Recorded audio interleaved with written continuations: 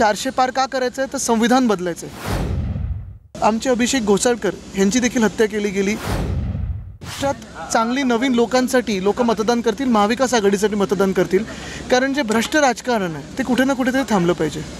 धाराशिवमध्ये अजित पवार ताकद लावत आहेत, देवेंद्र फडणवीस ताकद लावत आहेत आणि अशा परिस्थितीमध्ये ओमराजेंची सीट जी आहे ती किती सेफ वाटते आपल्याला? एकदम सेफ आहे। महत्त्वाची गोष्ट परत एकदा मी सांगेन, ओमराजे असतील किंवा सगळेच आमचे महाविकास आघाडीचे उमेदवार असतील, आम्ही लढतोय ते आमच्या संविधानासाठी लढतोय, लोकशाहीसाठी लढतोय। गेल्या 4-5 दिवसातच आपण पाहिलं असेल काही मोठ्या भाजपच्या नेत्यांनी, अगदी पंकजाताईंपासून सगळ्यांनीच स्टेटमेंट केलेत की 400 पार का करायचं आहे तर संविधान बदलायचं आहे। कशासाठी संविधान बदलायचं आहे? कायदे कानून आपण वेगळे वेगळे आणत असतो, चांगले नवीन घडवत असतो, पण संविधान बदलणं ही देशासाठी धोक्याची घंटा आहे। प्रकाश आंबेडकर आता आपल्यासोबत येण्याच्या आशा मावळलेल्या आहेत का? मला वाटतं आपण पाहिलं असेल, आम्ही सगळेच एकंदर आपण जे कोणी आमच्या सोबत आहेत, आम्ही ह्या देशाच्या संविधान आणि लोकशाहीसाठी लढत आहोत। महाराष्ट्राचं जर बोलायचं झालं तर गेल्या 2-2.5 वर्षामध्ये जे गद्दारीचं सरकार बसलं आहे, जे मिंदे गँगचं सरकार बसलं आहे, एवढी भाजपची महाशक्ती मागे असून देखील महाराष्ट्राच्या हाती काय आलं?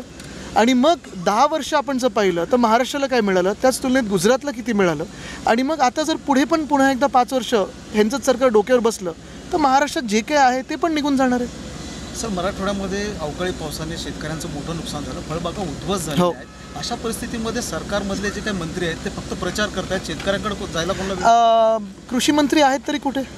आणि आपण हेच प्रश्न जर शेतकऱ्यांना विचारले, जे मी माझ्या सभेत विचारत असतो, ते एवढंच सांगतात की उद्धव बाळासाहेब ठाकरे ह्या व्यक्तीने जी कर्जमुक्ती आम्हाला दिली ती आमच्यापर्यंत पोचली, आणि जी मदत आपण पाहत असाल, मग कोविडच्या काळात असेल किंवा त्या 2-2.5 वर्षात कधी अवकाळी पाऊस असेल, सततचा पाऊस असेल, गारपीट असेल, तेव्हा आम्ही मदत दिली ते पोचली त्यांच्याकडे। पण ह्या 2.5 वर्षामध्ये, भाजपच्या 2.5 वर्षात 1 रुपयाची मदत नाही पोचली।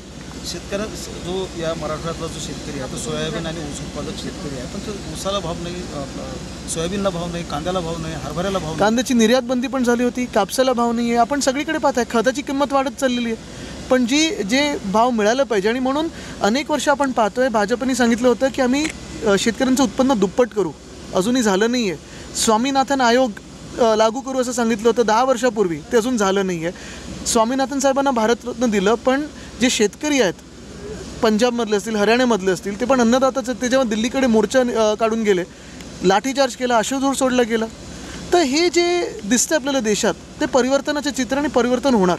सलमान खानच्या घरावर जो गोळीबार झाला कसं पाहतो? आपण पाहिलं असेल, आमचे अभिषेक घोसाळकर यांची देखील हत्या केली गेली, तसंच परवाकडे सलमान खानच्या घरावर गोळीबार झालेला आहे। मुळात जी भीती असायला पाहिजे, कारण ज्या मिनिटाला गुंड जाऊन मंत्रालयात रील काढायला लागतात, कोण काय करू शकतं? आज महिलांवर अत्याचार वाढत चाललेलं, आज शेतकरी आत्महत्या वाढत चाललेलं, पण लक्ष कोणाचं आहे या गोष्टींकडे सरकारमधून? देश विदेशातील प्रत्येक घडामोडींचे लाईव्ह अपडेट मिळवण्यासाठी आता साम टीव्हीच्या सर्व सोशल मीडिया प्लॅटफॉर्मला लाईक, फॉलो आणि सबस्क्राईब करा। तसंच सर्व नोटिफिकेशनसाठी बेल आयकॉन प्रेस करायला विसरू नका।